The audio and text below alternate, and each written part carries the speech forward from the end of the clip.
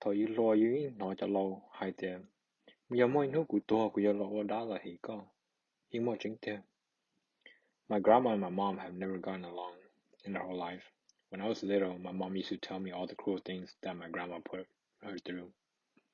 My grandma hated all of my family, and my uncle's second wife as well.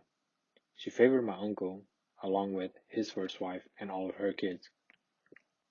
My dad was the oldest brother that was still alive, and he only had my uncle as his little brother. The rest of their siblings either passed away in a war or some tragic accident. Moving forward, we'll refer to my uncle's first wife as my A and his second wife as my B. The only memories that I could recall of my grandma was getting spanked and yelled at. There used to be a white donut van who drove around the block honking his horn. As kids, we would all group up and surround the donut van. My grandma would bring all of my cousins, who were my A's kids, to the donut van. She would buy them all donuts while the rest of us stood there staring and drooling. After she handed the money over to the donut man and received her change, she would stare at us and say,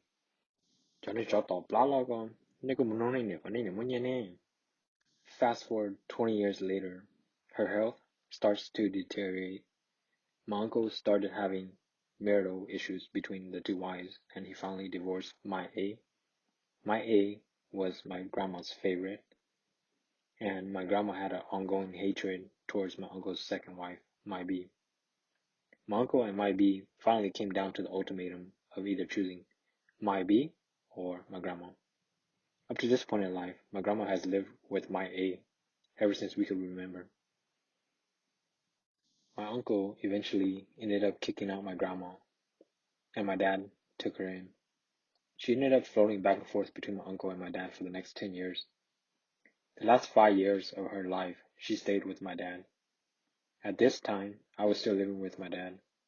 There was constant chaos within the house, with arguments going back and forth. My parents and my grandma would constantly be arguing over past grudges. During this time, my grandma had become so weak and frail. She was incapable of showering and cooking by herself. My wife and I felt sorry for her, so we assisted in any way possible, whether that be doing the laundry for her, giving her a shower, or cooking and cleaning after her. If I really thought about it, and was petty about past grudges, I wouldn't have done anything to help my grandma. For all I've known, she has never done anything for us in her whole life. Now that she's incapable, those who she took care of and raised threw her out to the curb. During the last year of my grandma's life, she ended up moving back in with my uncle and passed away shortly after. A few months after my grandma's funeral, I ended up raising my shaman altar. My mom started complaining about leg pain, so she asked me to look into the issue. I lit up my candles, and as the glowing yellow light filled the room, the smoke starts to build, and I begin to chant. All of a sudden, my guides tell me it's my grandma who's been causing my mom leg pain. I felt an angry vibe go through my body as if my grandma became speaking out of my mouth. Then my grandma starts yelling, Tokunyon, Nichiku,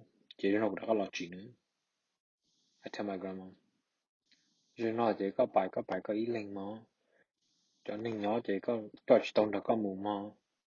Giờ hai tía lô xếp hệ mồ lý có hai, số môn đu hổ mồ à, nên nếu mà chia lấy dễ gì. I then proceed to ask what she wants in order for her to leave. She then says that she wants 40 joss paper boats. Then I agree to the terms, and we schedule for my mom's leg pain to disappear within the next 3 days. The following day, my mom burned the boats. Then all of her symptoms stopped for about a week. 1 week goes by, and my mom comes into the living room. She grabs a seat near the dining table nearby my altar. She starts telling me her leg pain is gone, but she's feeling heaviness on her shoulders. At that time, I was still in the middle of a session, and I just barely finished wrapping up. She told me that her heaviness has disappeared as soon as she was close to me. I asked her if she wanted me to check it out to see if anything was wrong on the spiritual side. She agreed, and we proceeded with her session. I began chanting and asked my guides to check what the issue is. My guides grabbed a hold of my grandma as she did a slight jump as if I startled her. I began talking with her again and says, "What do you want? We already gave you money, and you should carry your end of the bargain." She began to argue with me, so we ended up taking her to heaven court. Once again, my mom's symptoms faded. A few days later, my mom started complaining about heaviness on her arm. I once again checked it out on the spiritual side. My grandma was released by the heavens already, and it has only been a few days. Because she is related to us, she can come and go as she please. Through Sika, or the house guardians, they treat her as she's still one of us. Also, based on my experience, the heavens do not punish the living beings that have turned into a ghost. This time, I was angry. I told my grandma that there's so many people that she loves. Why don't she go visit them? Why does she only want to visit the ones she hates? Life's too short to focus on negative people. There's those who love you so much who would die for you to visit them. But she refuses and asks for another 100 bolts, which I decline instantly. Based on the last three interactions, she's been untrustworthy and will use any opportunity to deceive us. I now summoned my jail and threw her in. I told her that I'm leaving her there with no food, no money, and no water for the next 2 months until she changes her way. 3 days go by and everything is going well. All of my mom's symptoms have stopped. All of a sudden, my hands start shaking. When my hands shake, it's usually because my guides need to tell me something. I asked them and they said, "Hey, your grandpa's here." I've never met my grandpa in my life, and he died ever since my dad was a kid. I told my guides that they better double check to make sure that it was my grandpa. Then they confirmed it. I connected the conversation between my grandpa, and right away he started pleading. He told me, "Talk chaka pa, kuluka pa loe, or chaka chimoka pa there."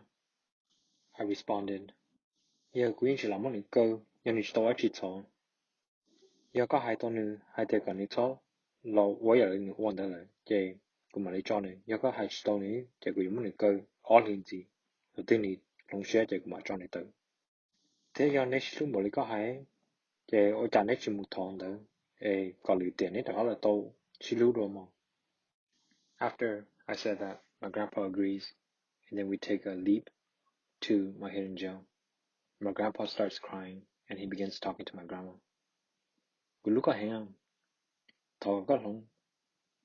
Lo cho cái tự mà. Then my grandma just begins bringing back up all the things in the past again. So I told her, "Nếu có chị long, chỉ có mỗi cái tái tiệm mà. Mà là cái số nó, đây là cái số hậu.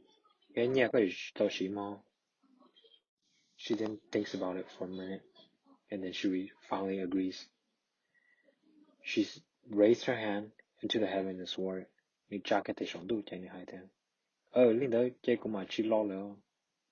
Cũng mà chỉ lo chỉ cũng rõ nữa mà." As soon as she said that, and I felt her empathy, I released the doors as they both rushed toward each other and hugged and caressed each other. I told them both to wait as I burned them a farewell present. I promised my grandma 100 joss paper bolts and decided to give my grandpa 100 as well. As soon as they received the money, my grandpa came and said his last farewell. He told me, "I'm really proud of you as a shaman. Keep practicing, and one day you'll become a great shaman." Tears started to flow down my cheeks as I responded, "I just hope one day I could be as great of a shaman as you were."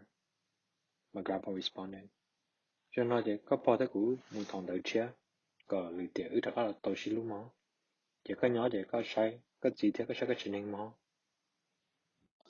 cho vì nói cho lâu phim sĩ bị cho lừa hại tiền, có yêu nhỏ ấy, có yêu cho sẽ bị cho nó là to là lâu đó là hay yêu, lấy một chuyện theo, ra đó nên nói chỉ là số nó xưa, tôi cho anh chỉ đọc lòng thế."